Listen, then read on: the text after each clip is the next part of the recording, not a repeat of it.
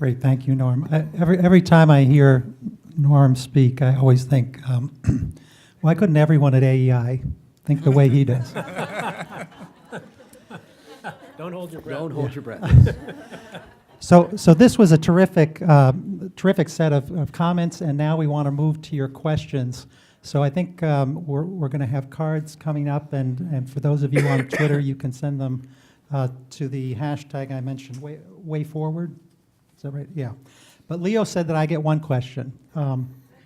So I'm going to pick up on something you mentioned at the very beginning, Leo. It's something I've been thinking about for maybe 30 years or so, and I'll ask you to answer it all of you to answer it within 2 minutes.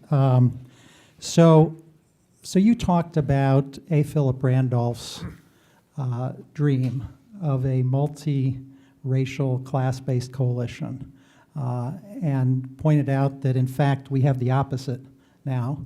We have multi-class, race-based politics, and that's a theme that everyone on the panel really talked about. So I'm wondering, so the bigger question is, how do we get back to Randolph and his vision? Because we're supposed to be talking about education policy as well, I'll tie this to a specific higher education policy issue that I've been interested in, the question of affirmative action. And Danielle and I have talked about this issue as well. She's got a terrific chapter in a book that I edited on the future of affirmative action. So if we want to get to A. Phillips Randolph's idea of reminding people of their common class interests and reducing racial divisions, why not move toward a system of affirmative action in college admissions that would be based on class rather than race? So let me start by saying something which is very interesting about the voting patterns of white workers is that when they belong to a union, they vote very differently than when they don't. And so, we could talk for some time about why that is the case and why unionized white workers are much more likely to vote Democratic. But I think, one of the problems that we have in this country has been precisely the decimation of the union movement over the last 30 years, so that white workers who generations ago would have belonged to United Auto Workers or United Steel Workers and have been and A. Philip Randolph's conception was very much based on that reality. That would have had much more contact with the idea of a class-based, mostly racial politics. They're no longer experiencing that in the numbers anywhere like they once did. And so, I suppose it just adds to the glum prognostications that we have up here. But I certainly think the revival of a labor movement has to be a key piece in terms of the politics that you're talking about. Yeah, Rick, in terms of your specific question about the class-based affirmative action or something like it, location-based, geography-based, basically just trying to get away from affirmative action that seems very strictly based where it does exist on race. I think it's a promising idea. I think that there's a reasonable argument that could mitigate some of the Democrats' image problems, if you will, among sort of relatively moderate to low-income whites. Now, exactly what form that would take, I think, is open to debate. I think Obama played around a little bit with the idea when he was first elected. My sense is that within the black community, it's not like hugely loved idea. When Cheryl Cashin wrote her book, kind of along the same lines, my sense of the reaction from a lot of black intellectuals and parts of the black community was not very favorable. So I think if we do it, we probably can't call it replacing race-based with class-based affirmative action. Maybe it's race and class. Maybe it's really, sort of turning up the volume on class.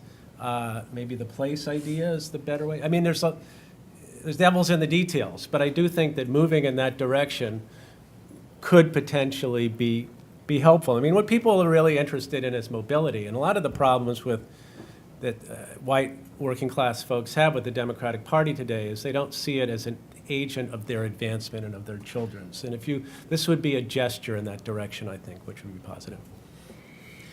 So the piece that Rick nicely alluded to that I wrote was one that argued for college admission based on lottery with zip code-based lottery over thresholds established by each college as appropriate to it for its particular educational mission.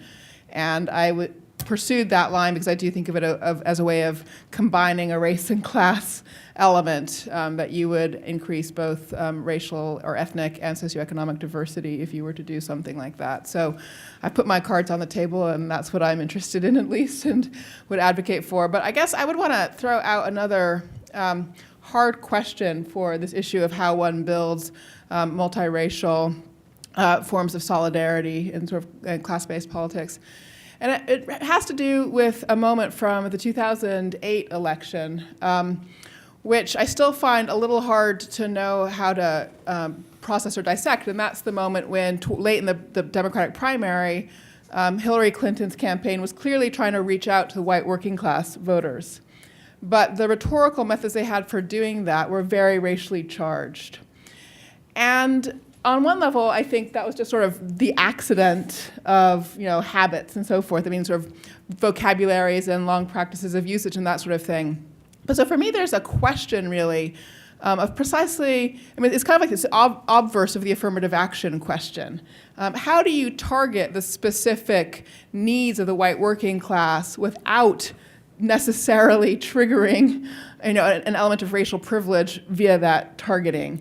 And I think until we can sort of undo that connection, it's a very sort of dangerous kind of targeting approach to take. So for me, that's a quandary. I don't have any answer, but that's the question I have about it.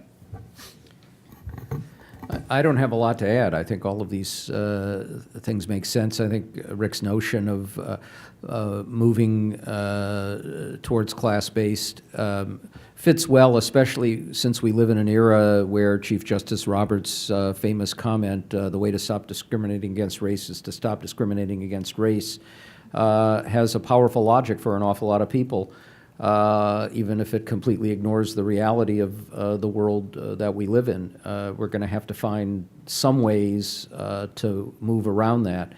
In terms of reaching white working class voters, I think one of the things that parties need to focus on, the Democratic Party needs to focus on, is making sure that a millennial generation of whites moving forward who share their social values more generally don't drift away. And maybe creating a different sense of how you look through the prism of race for people who don't start with some of that old baggage. But the fact is, we're seeing in some ways a replay of the post-Reconstruction era where a privileged white elite figured out how they could avoid disaster, which was working class and poor whites joining with blacks with a common economic interest against them by using race as a divide. And that's a real challenge we have now. Great. Okay, first question here. The vilification of the opposition is not simply a characteristic of today's political landscape. It was and is a winning political strategy that started with Gingrich, who broke 50-plus years of dominance of the Democrats. So what is the winning counter strategy? I'll let Rudy take the first. Well, I don't really have a lot more to say, at least at any reasonable length, than what I said in my initial remarks. You basically have to take advantage of the shifting demographics of the country, fully mobilized, and this is a problem, obviously, any level below the presidential, and making a serious play, and we could argue about the most effective way to make that play for a larger segment of the white non-college vote, and that therefore would make the strategy less successful, and therefore they'd be less likely to do it. Why do people keep on implementing Gingrich's strategy or extensions of it or adaptations to it? Because it works. That's why. So make it so it doesn't work and you'll do better. Go ahead. I didn't hear the first part of the question in terms of what was the element of Gingrich's strategy that was The Vilification. polarization. vilification. Yeah. Specific vilification. Yeah. So I mean, this is again another place where I think I have more questions than answers, and I would be very curious to hear Norm's view.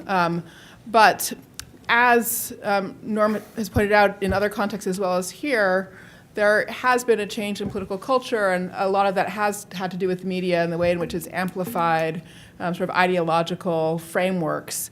And so I think that the question is, what's the strategy of campaign for reforming political culture, both in terms of messages that do have, support new ways of bringing groups together, but then the question of how one engages the media on a project of cultural reform that would support moving away from vilification. And it is a little bit the issue of, sort of the media has this commitment to sort of be neutral between the two sides, and therefore has difficulty standing up as a whistleblower around things that should be joint norms of civility and decency and that sort of thing. So I think this is a problem a little bit, the subway cars, or rather train cars, where everybody's like talking really loudly on their cell phone or playing music, and it's really annoying, but nobody has the guts quite to step up and have the courage to say, could you please turn that down? And then finally we establish a norm. The train company comes in and puts big signs up and says, this is a quiet car.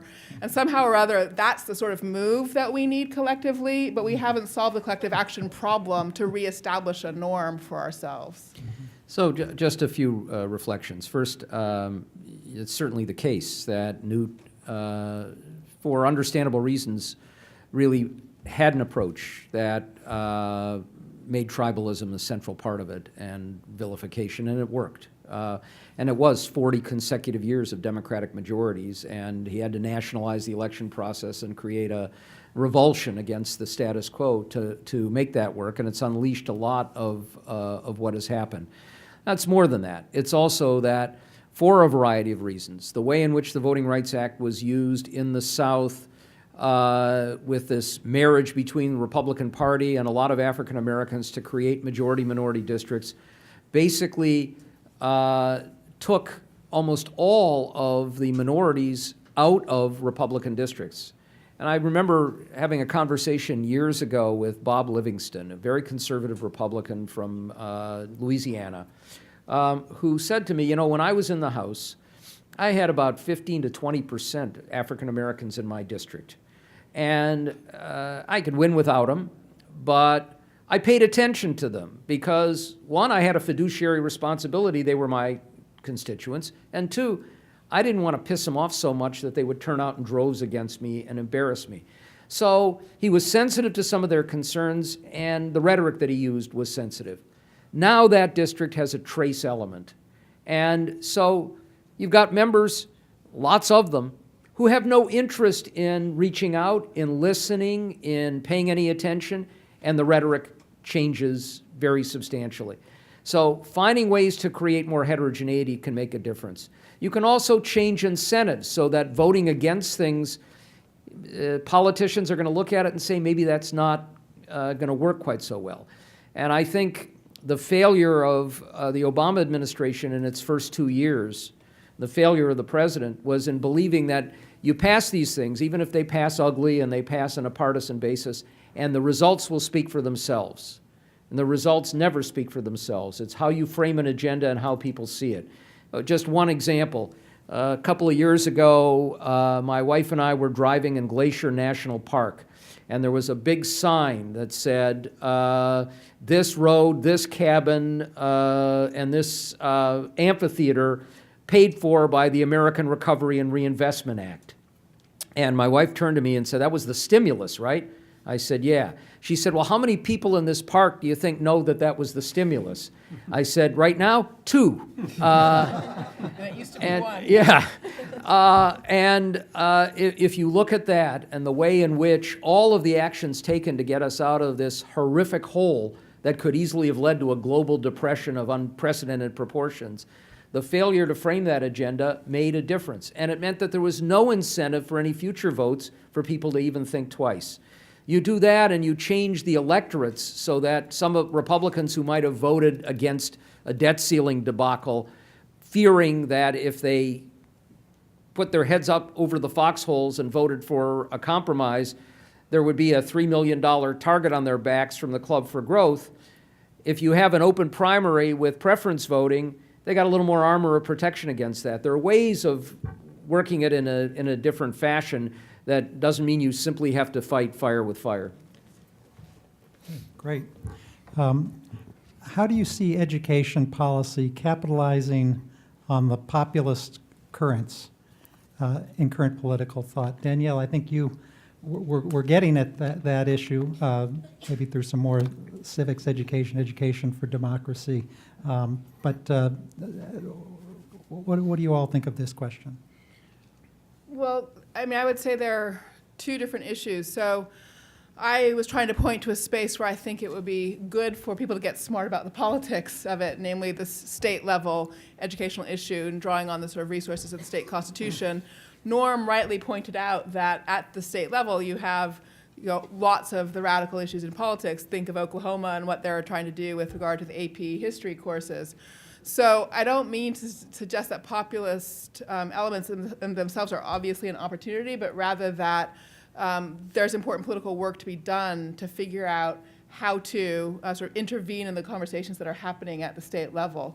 I would hope that the question of opportunity, the way of making opportunity available to students at the state level would be a frame that might permit opening up some conversations, drawing on some of the populist energy, and helping to redirect it in the direction of sort of, quality education, basically.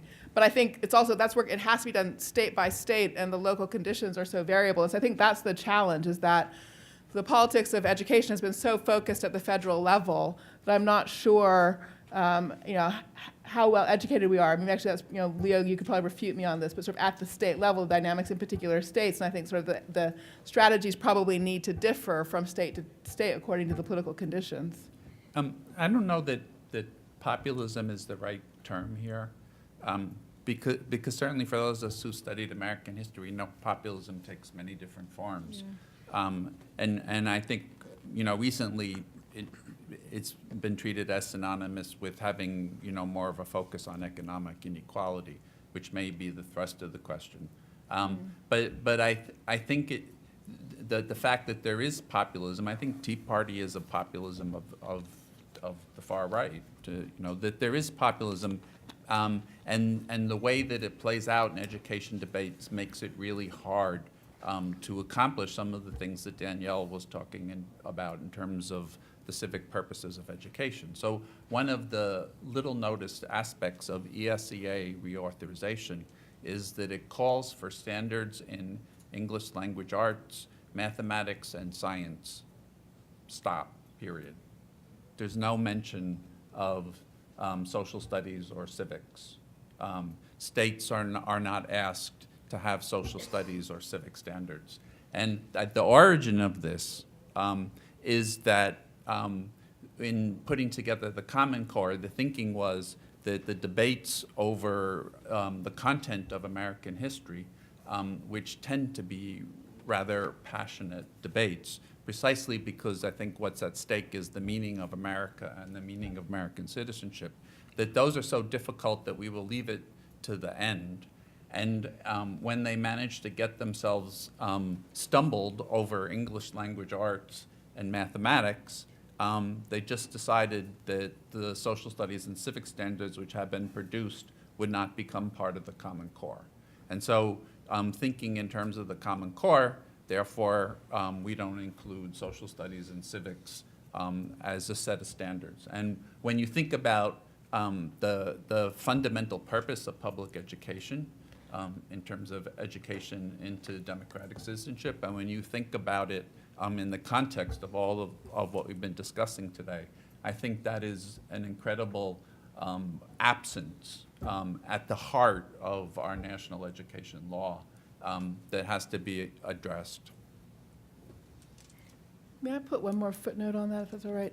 It's just to say, as we're thinking about different kinds of populism, I think it's worth noting that there is a very sort of powerful domain of youth activism now again.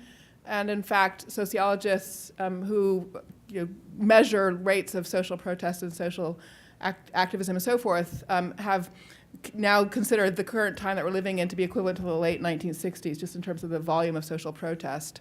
So that is a kind of populism that could actually very much support work at the state level on educational reform if it's a matter of young people laying claim to their constitutional rights.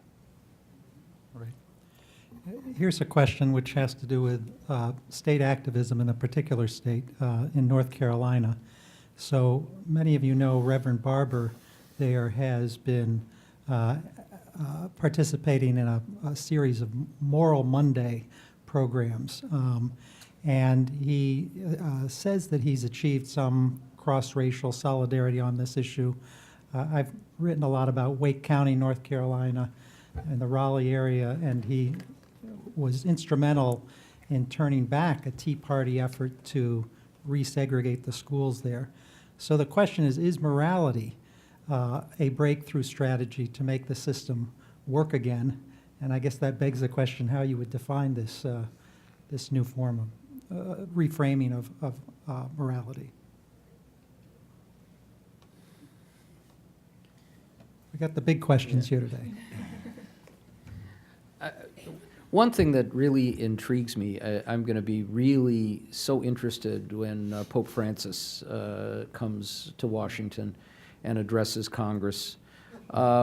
You know, in a populist age, one of our great challenges is that it's very difficult to find leaders in any dimension, in any institution or any area who can provide that bridging phenomenon and who have respect across the board. And they've been caught in the tribal crossroads when they have. Warren Buffett stands up and says, it's crazy that my secretary has a higher tax rate than I do, and the Wall Street Journal goes after him hammer and tong. But the fact is, that aside, we don't have the Father Hesburghs in the same way who could stand up and join with other leaders across other institutions. And we certainly don't have them in politics. We don't have them in the military so much anymore. You know, David Petraeus almost achieved that status, but fell a little bit short. Yes, fell a little bit short. We certainly don't have it in the business community. You don't have the CEOs who, you know, used to be giants. The Pope is a different order.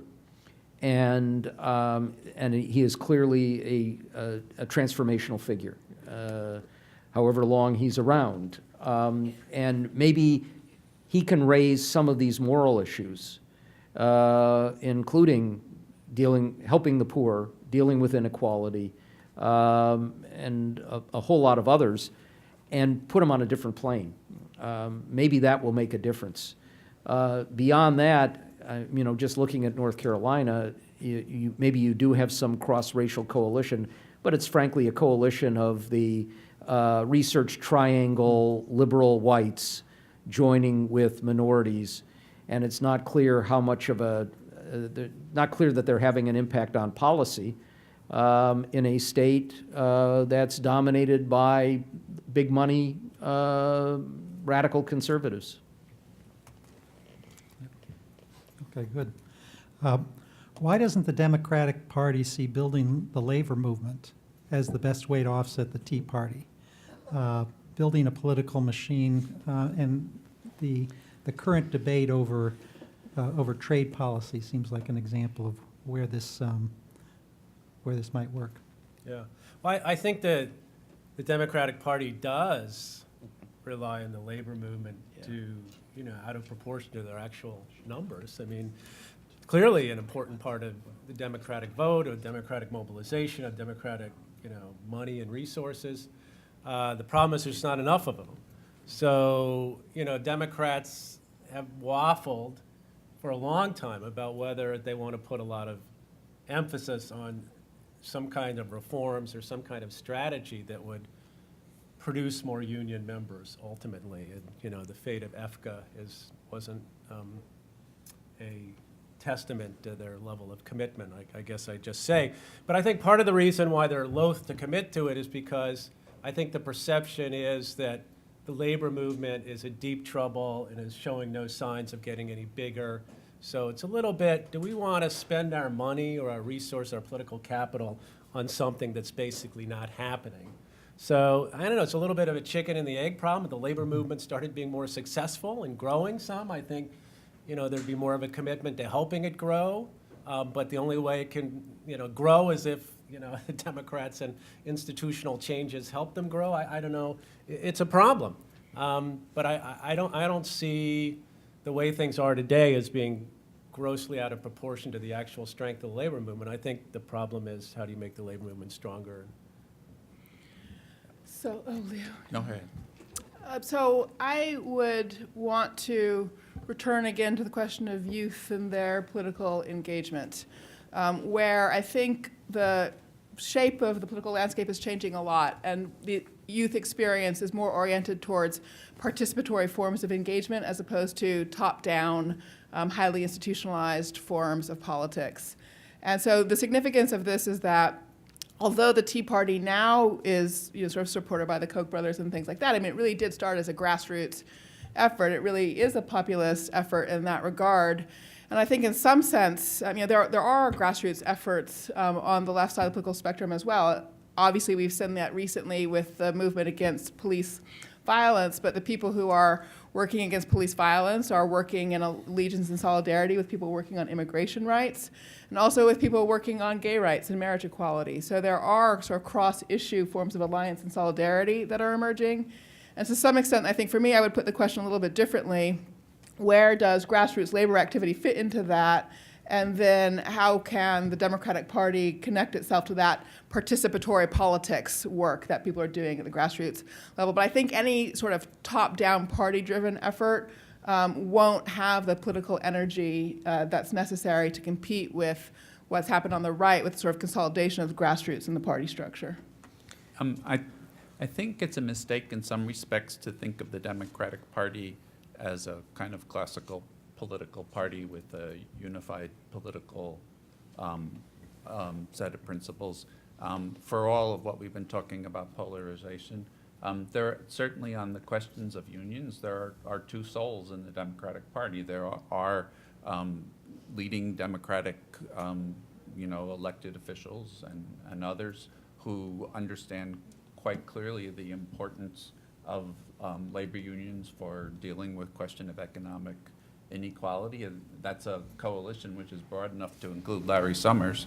And then there are politicians who are just calculating, like the governor of New York State, that the way to election is having a large war chest, and that war chest is going to come much more quickly from Wall Street than it is from trade union movement. So there is, as Ruby says, a chicken and egg problem here, and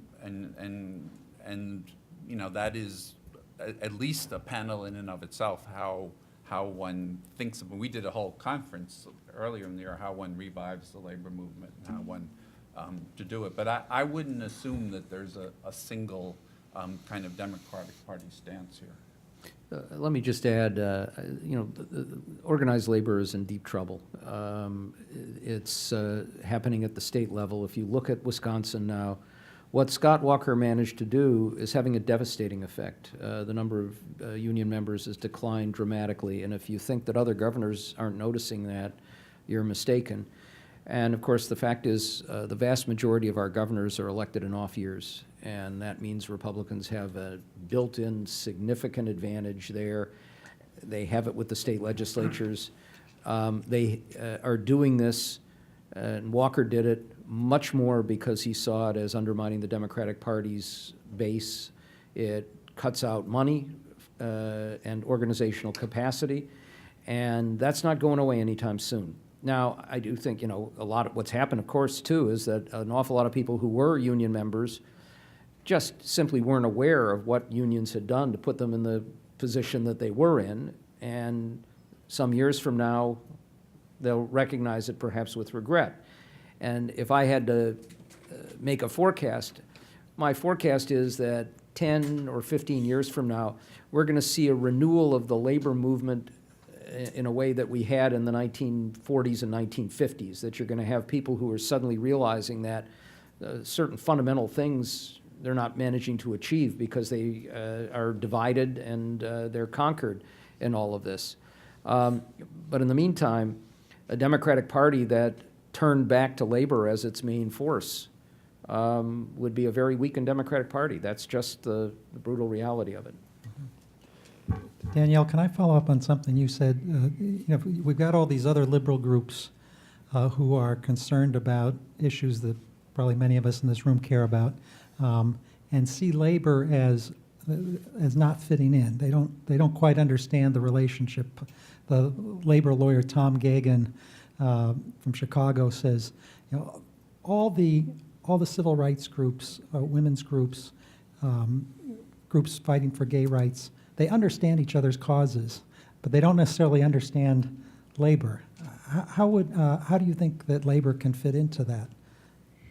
Well, I mean, that's a good question, and I think you get the answer from the trying rather than up front. So in other words, if you just look at how the alliances among these different groups have unfolded over the last 5 to 6 years, it's an interesting thing to watch up close, because actually they've had a lot of struggles around putting their causes in relationship to each other, sort of even at the level of what vocabulary do they use for what they're talking about and so forth. So I think it's more a matter of, people deciding just to sit down for the conversation to figure out if there's a way of collaborating and then coming to the answer through that process.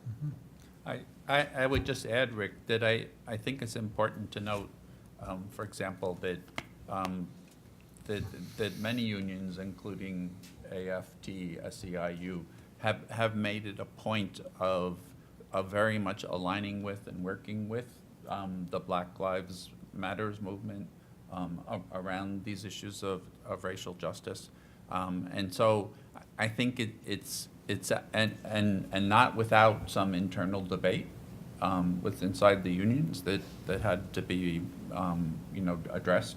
But I think that sort of work, which is not how people traditionally see unions, should create a foundation to build more of these relationships. Right, exactly, yeah. Yeah, that's a good point of contact. Good. Getting back to education policy, what prospects do you see of a more democratized school governance involving students, parents, and communities, leading to more and more collegial civic engagement? Let me say this. Let me say that one of the things that is, Danielle touched upon what I think is an interesting fault line around the ESEA, which is the shift away from national power to state power. And it's actually, if you follow this closely, it's something that's very disturbing to national civil rights organizations who have historically seen the role of the national government from Brown v. Board of Education all the way forward as being the engine of equality and as overcoming a generation of states' rights arguments which were quite clearly racist in character.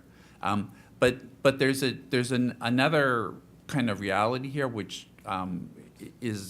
poses something interesting in terms of what Danielle said, which is that before the New Deal, there were a lot of mini New Deals around the country in different states and in different cities that actually were laboratories for a lot of the legislation that became part of the New Deal.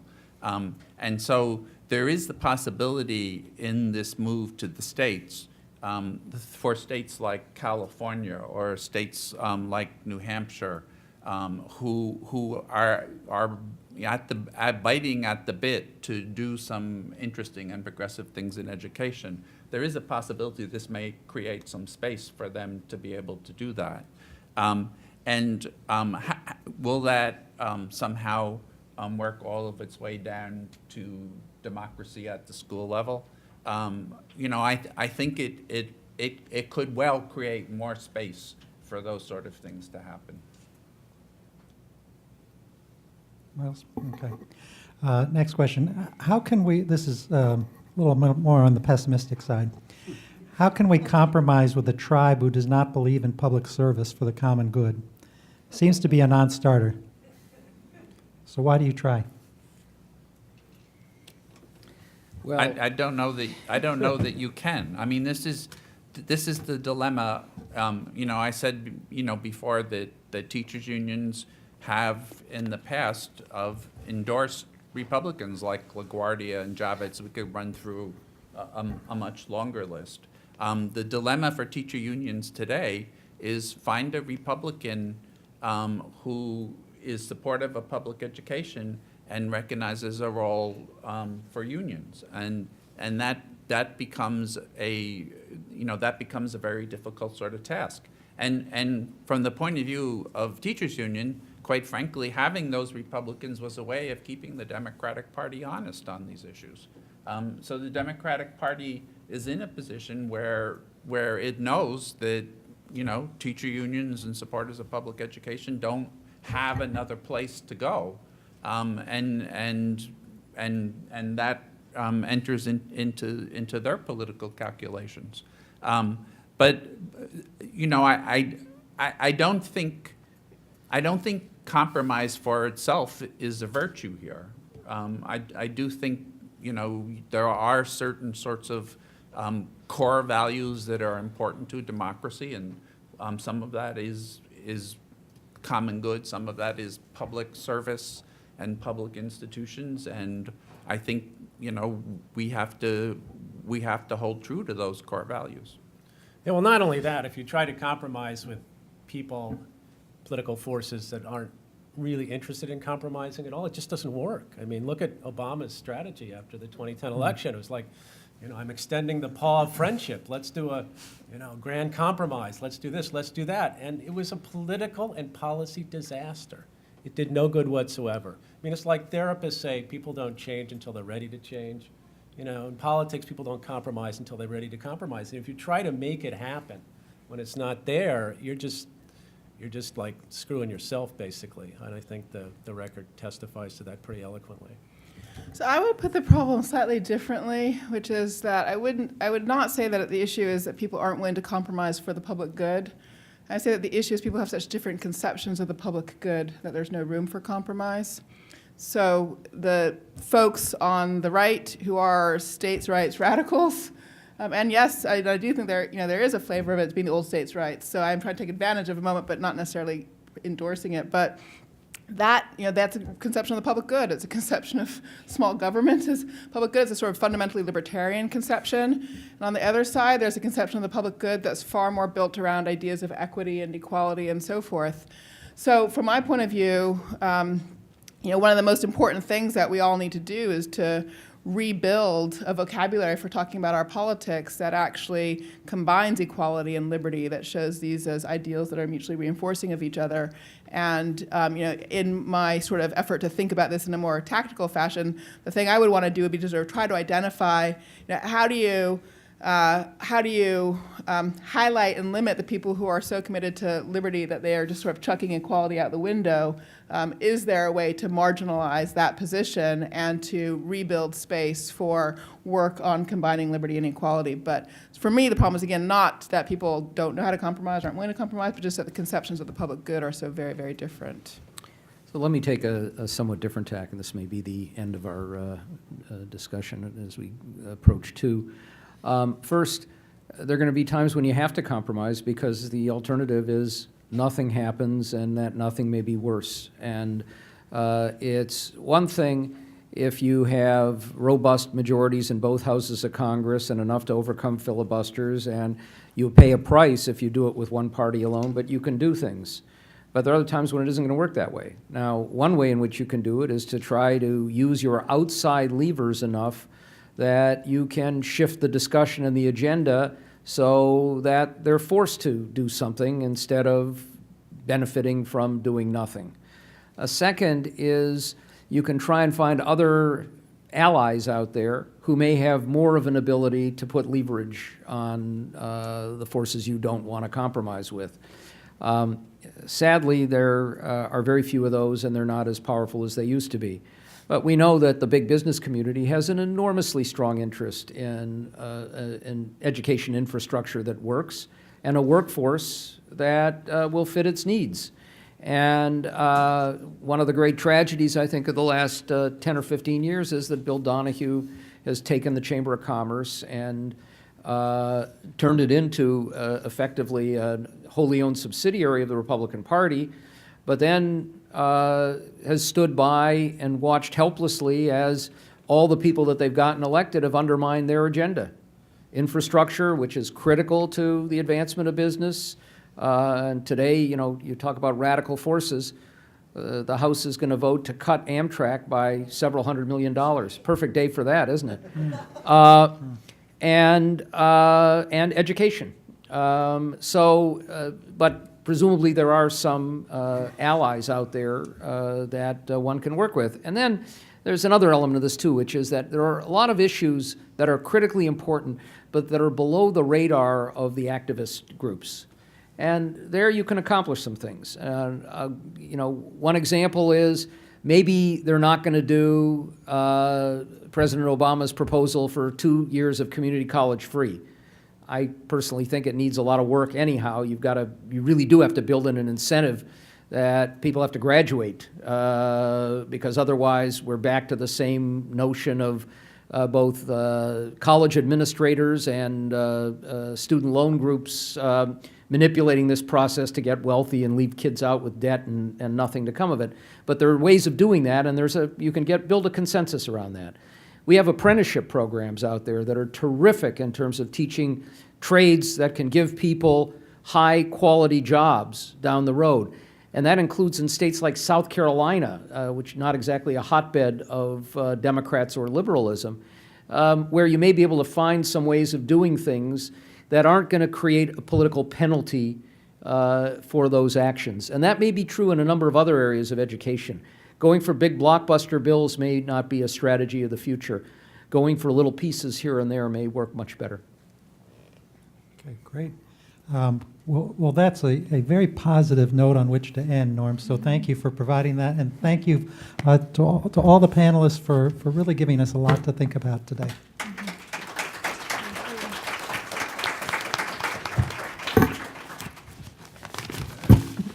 Okay. Thank you. Go get your plane. Yes. Well, nice to talk with you. Kept the line moving?